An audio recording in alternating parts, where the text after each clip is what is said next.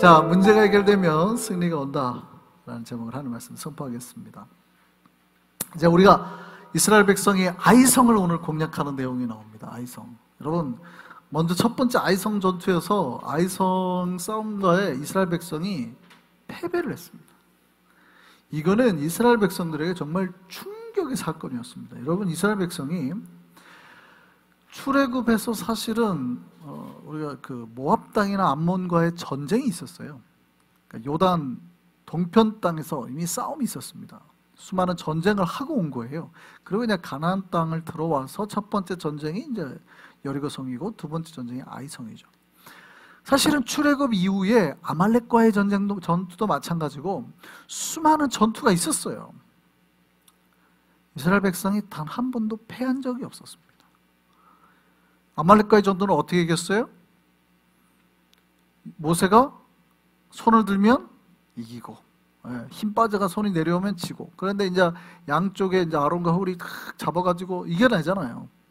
사실은 출애굽 이후에 수많은 전쟁이 있었고요, 전투들이 있었고요, 모압과 암몬과의 싸움에서도 계속 연승을 했습니다. 연승. 그러니까 단 한 번도 이 백성이 진 적이 없었어요.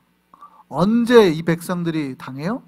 하나님을 멀리해서 우상을 따르거나 그 우상을 여자들을 보내서 미인계에 속아가지고 이제 여자들 따라서 다 우상 앞에 절하고 있었잖아요. 그 우상 여자들을 보내가지고 미인계에 속아가지고 그랬을 때 이제 난리가 난 거지. 하나님께서 심판을 해가지고 이스라엘 백성들이 막 난리가 난 거지. 그거 외에 공식적으로 전투를 해가지고 전쟁을 해가지고 진 적이 없단 말이죠. 그러니까 아이성의 패배가 왜 이스라엘 백성에게 충격인 줄 알겠어요? 하나님께서 함께 해가지고 지금까지 한 번도 진 적이 없는데 이 전쟁에서 진 거예요. 그러니까 충격을 받은 거예요. 사실은 사람은 그렇게 많이 안 죽었어요. 전쟁에서 그렇게까지 크게 패한 전쟁은 아니에요. 그런데도 충격을 받은 거는 우리가 질 수도 있네 이거죠. 하나님이 함께 하는데 질 수도 있네, 이런 충격을 받은 거예요. 여러분, 아이성의 패배 후에 이스라엘 백성이 큰 아픔을 겪죠. 그러니까 형제를 죽여야 되잖아요. 문제의 원인을 찾다 보니까 형제 중에 한 명이 나왔어요. 그 형제와 그 가족을 죽이게 되는 거예요.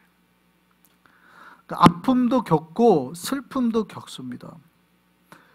그러고 난 다음에 다시 아이성과 전쟁을 하게 되죠. 그게 이제 오늘 본문의 내용입니다. 이번에는 여호수아가 직접 전쟁에 나섰습니다. 첫 번째, 용사 3만 명을 차출했죠. 그리고 이 3만 명을 어떻게 해요? 매복을 시킵니다. 매복이 뭔지 아시죠? 숨기는 거예요. 그러니까 요번에 작전은 매복 작전이에요. 3만 명을 매복 용사로 썼습니다. 첫 번째 아이성과의 전투에서는 전체 전쟁하러 가는 사람 몇 명을 보냈어요? 3,000명. 그 정탐하고 온 애가 뭐라고 그래요? 별거 아니에요. 한 2,000명 내지면 3,000명 사이 보내도 될 것 같은데요. 많이 안 보내도 될 것 같습니다. 그러니까 맥시멈으로 그럼 3,000을 보내라고 3,000이 간 거잖아요. 근데 이번에는 매복으로만 몇 명? 숨겨놓은 병사만 몇 명? 3만 명. 3만을 숨겨요. 그리고 여호수아가 나머지 군대를 데리고 가는 거죠. 매복 작전을 펼칩니다. 그러니까 여러분, 삼국지 같은 데 보면은 잘 나오는 그런 작전인 거예요. 이미 고대에 이런 작전을 쓰게 했죠. 그래서 이제 여호수아가 가가지고 아이성에서 이렇게 전쟁을 벌이다가 지는 척을 하는 거죠. 약간 지는 척을 하는 거예요. 그러니까 아이성 사람들이 어떻게 해요? 야, 지난번처럼 쟤네 우리한테 와가지고 또 싸움 걸더니 다 도망가네 하고 다 나가라! 나가서 도망가는 적을 죽여라! 이런 거죠. 우리가 봤을 때는 뭐 저런 허술한 작전에 쉽게 걸리나, 우리가, 그죠? 우리가 봤을 때는 저런 허술한 작전에 쉽게 걸리나, 항상 그 생각을 하잖아요. 근데 전쟁터에서는 놀랍게도 그런 허술한 작전에 쉽게 걸리죠.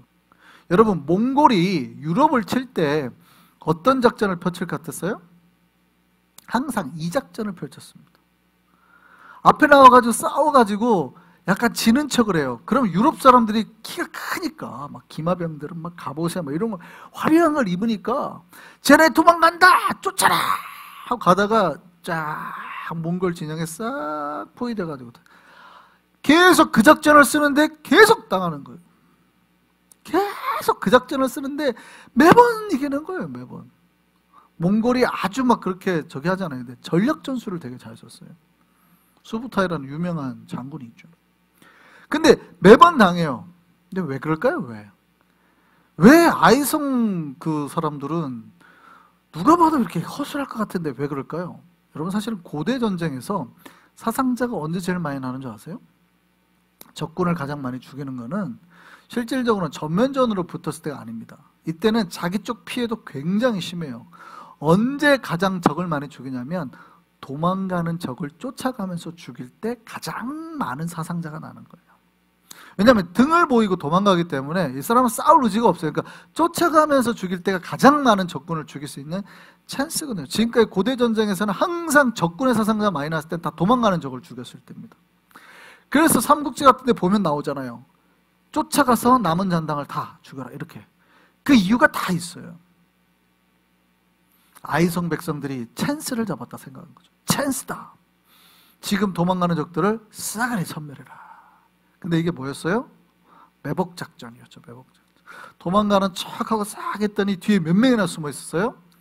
3만 명이. 그러니까 적들이 싹 나오니까 3만 명이 싹 들어가지고 불을 싹 피웠습니다. 불 피우니까 연기가 올라가는 걸 보고 신호가 왔다! 그랬더니 도망가던 사람은 갑자기 등을 확 뒤돌아선 거죠. 그리고 성에서부터 딱 3만 명이 훅 나온 거죠. 어떻게 됐어요? 양쪽에 협공을 해가지고 그대로 승리를 하게 됩니다. 전멸을 시켜버리죠. 이렇게 해서 아이성이 이제 이스라엘 백성에게로 넘어오게 됩니다. 여러분, 아이성 첫 번째 싸움에서 우리의 전쟁의 실패의 원인은 뭐였습니까? 아간의 죄도 있었지만 놀랍게도 이스라엘 백성들이 하나님 앞에 묻지 않았다는 거예요. 여러분, 다른 전쟁 보면은 하나님 앞에 기도하고 막 여리고성 특히 막 여호수아가 고민하잖아요. 가가지고 하나님의 여호와의 군대 장관도 만나고 막 이러잖아요. 아이성 전투에서는 그런 장면이 안 나옵니다. 하나님 앞에 기도하지 않았다는 거예요. 묻지 않았습니다. 너무 작은 성이니까 지금까지 연전연승했잖아요. 한 번도 진 적이 없잖아요. 그러니까 그 정도 성은 누구의 힘으로 할 수 있다는 거예요? 인간들의 힘으로 할 수 있다는 거예요. 몇천 명만 보내도 됩니다. 인간들의 힘으로, 우리의 힘으로 충분히 할 수 있다는 거예요. 여러분, 조심해야 됩니다. 그렇게 해서 어떻게 해요? 패배했어요. 이번에는 달랐죠. 여호수아가 하나님 앞에 기도했습니다. 그냥 하나님 뭐라 그래요? 올라가라 그러죠. 뿐만 아니라 하나님이 뭘 알려줘요? 이 매복작전 누가 알려준 거예요? 하나님이 알려준 거예요. 이내는 이렇게 해라.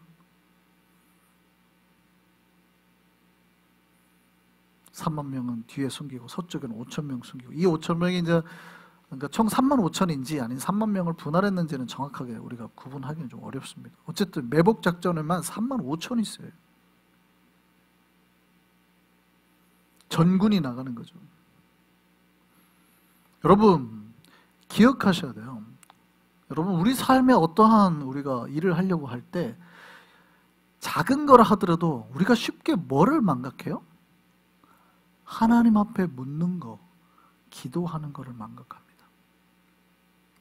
여러분, 하나님 앞에 방법을 구해야 되거든요. 이게 가장 쉽고 가장 중요한데 사람들이 이거를 쉽게 있습니다. 특별히 이제 돈이 많아지고 사람이 많아지고 능력이 많아지면 뭐 어떻게 하려고 그래요? 자기들의 힘으로 하려고 합니다. 이스라엘 백성이 그랬죠. 연전연승하고 여리고성을 이기고 나니까 어떻게 돼요? 아이성쯤이야. 자기들의 힘으로 하려고 하나님 앞에 기도를 안 했어요. 기도도 안 하고 대충 3천 명 보내서 그럼 해결하고 와, 이렇게 된 거죠. 그러다 지고 난 다음에 아이고 뭐 문제가 났네 하고 차근차근 찾아본 게 아간이라는 사람이 죄를 범했고 우리가 하나님 앞에 기도도 안 했고 이런 게 이제 나오는 거죠. 하나하나 해결해 나가기 시작한 겁니다. 여러분, 우리의 삶에 우리가 가장 크게 실수하는 게 있어요. 여러분, 내가 할 수 있을 것 같은 작은 거 쉽게 어떻게 해요? 하나님을 무시합니다. 내가 하나님 앞에 기도 안 해도 된다고 생각해요. 내가 대충 알아서 할게요. 하나님 좀 쉬셔요. 뭐 지금까지 고생하셨네. 그게 하나님을 배려하는 거로 생각하는. 조심하셔야 돼요. 여러분, 하나님을 무시하는 게 될 수 있어요. 여러분, 하나님 앞에 사소한 거라도 기도하고 하나님의 방법을 구하셔야 될 줄 믿습니다. 여러분, 그렇게 하셨어요? 이런 아주 쉽지만 아주 중요한 걸 하지 않아서 우리 삶에 뭐가 와요? 실패가 오는 거죠. 실패가. 그러다 보니까 우리 삶에 여러 가지 문제들이 발생하기 시작하는 거예요. 여러분, 우리 삶에 어쩌다 보면 인생의 실패도 있고 사업의 실패도 있고 삶의 고통과 여러 가지 문제와 어려움이 오잖아요. 한 번씩은 경험하게 될 겁니다. 어떻게 하면 근데 이런 실패를 다시 겪지 않을까요? 어떻게 하면? 이스라엘 백성이 오늘 아이성 전투에서 했던 걸 보면 돼요. 뭐 해요? 첫 번째 뭐 했어요? 아간의 문제를 이렇게 정확하게 해결했죠. 그러니까 나에게 지금 문제거리, 우리가 문제거리가 된 게 뭐냐를 찾았어요. 그게 뭐냐면 사실은 하나님과의 관계가 깨진 거예요. 죄로 인해서.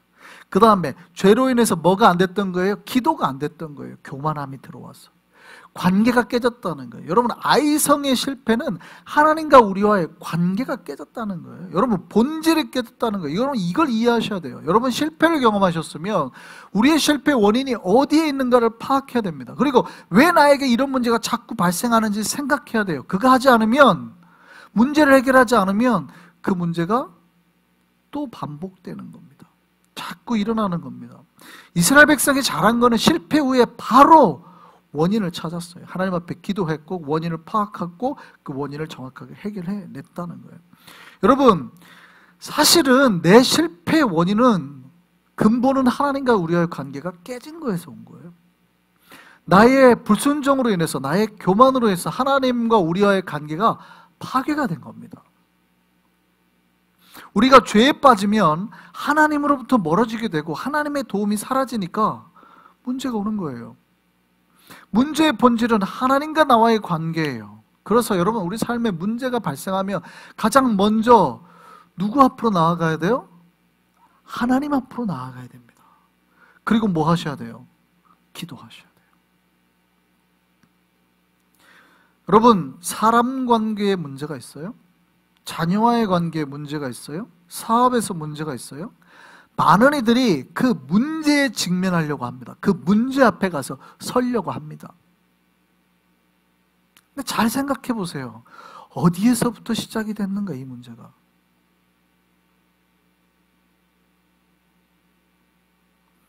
먼저 하나님 앞에 나아가야 될 줄 믿습니다. 여러분, 하나님과의 나의 관계가 지금 괜찮은지를 먼저 살펴야 돼요. 먼저 원인이 뭔가, 본질이 뭔가를 봐야 돼요. 영적인 문제로 봐야 된다는 얘기예요. 이 관계가 깨지니까, 하나님과의 나의 관계가 깨지니까 사랑이 줄어들고, 그러니까 사랑과의 관계도 안 되는 거예요. 하나님과의 관계, 나의 관계 뭔가 문제가 있으니까 자꾸 하나님의 도우심이 없으니까 내 사업에도 여러 가지에도 문제가 생기는 거예요. 여러분, 중요한 거는 어떤 관계, 어떤 문제도 상관없어요. 먼저 어디서 해결의 포인트를 찾으셔야 돼요? 하나님 앞에서, 하나님 앞에서. 그거를 해결하고 난 다음에 다시 현실의 문제에 직면하셔야 되는 거예요. 본질을 해결하지 않고 눈앞의 문제만 해결하려고 하면은 잠깐은 해결되는 것 같아요. 잠깐 해결돼요. 근데 비슷한 문제가, 아니면 같은 문제가 또 발생하는 겁니다. 제가 언제 여러분 말씀드린 적 있어요. 여러분, 집 앞에 자꾸 파리가 꼬여요. 집 앞에 자꾸 파리가 꼬여요. 그러면 어떻게 해야 돼요?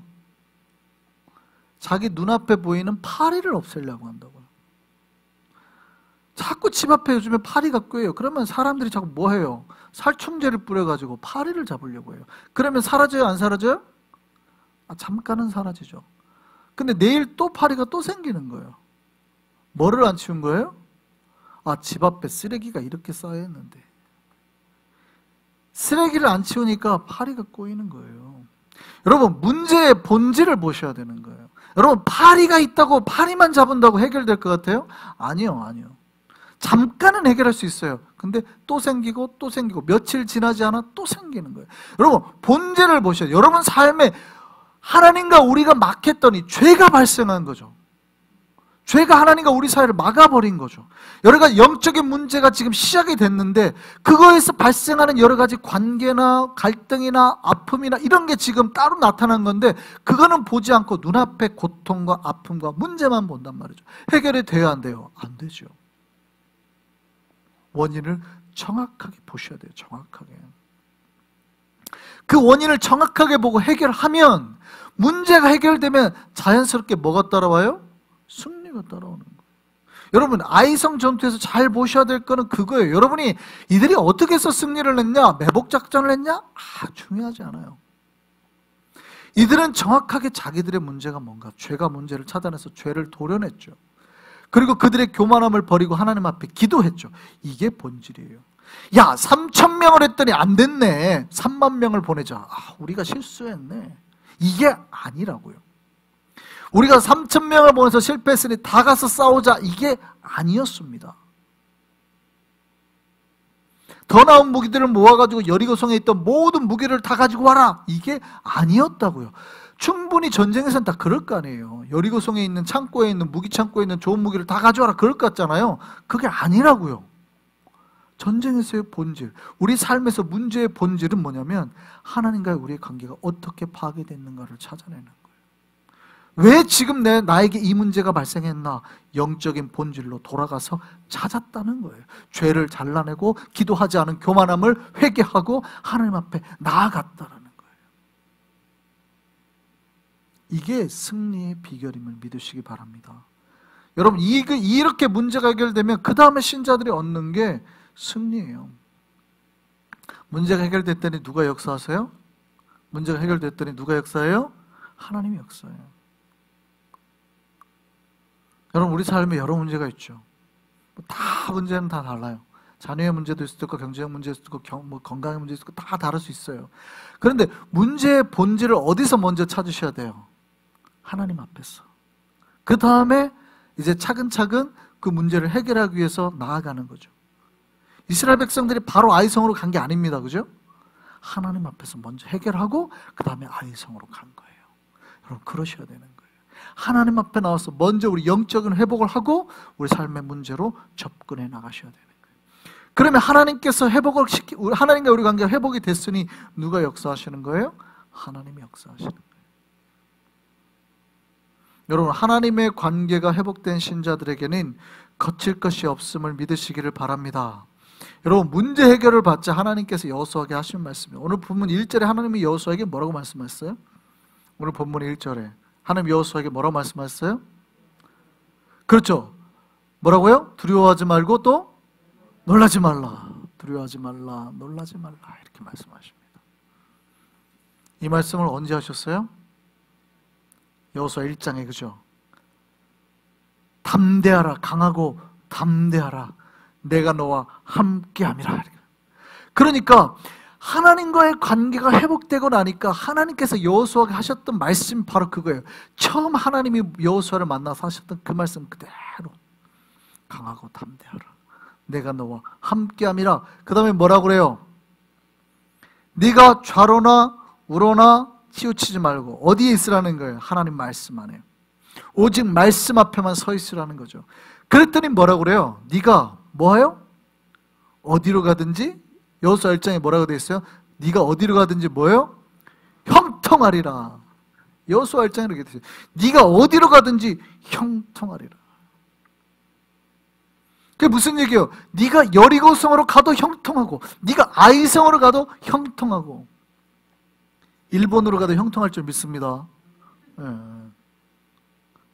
우리가 장소가 중요하지 않은 거예요. 하나님과의 우리의 관계만 회복이 되면 우리가 어느 장소에 있든 무엇을 하든 아무 상관이 없습니다. 강하고 담대하라는 주의 말씀이 계속 들리는 거예요. 근데 그게 안 되고 죄로 갈등을 했더니 그 말씀이 안 들리는 거죠. 두려워하지 말라, 놀라지 말라, 이 말씀이 안 들리는 거예요. 더 이상. 그런데 관계가 회복되고 나니까 하나님이 각자 여러분에게 주신 말씀이 있을 거예요. 두려워하지 말라, 놀라지 말라, 내가 너와 함께 하겠다. 네가 어디로 가든지 형통하게 될 것이다. 할렐루야. 그 말씀이 우리에게 들리기를 소망합니다. 하나님과의 관계가 회복이 되면 어떤 문제는 상관없어요. 목사님, 나는 그래도 요 문제는 더 어려워요, 저 문제는 더 아무 관계없어요. 어떤 문제는 상관없어요. 문제의 원인을 첫 번째 어디서 먼저 찾으시라? 하나님 앞에서 찾으시라. 그리고 난 다음에 문제에 접근을 하면 하나님께서 만지실 거 아니에요. 하나님께서 형통하게 될 줄 믿습니다.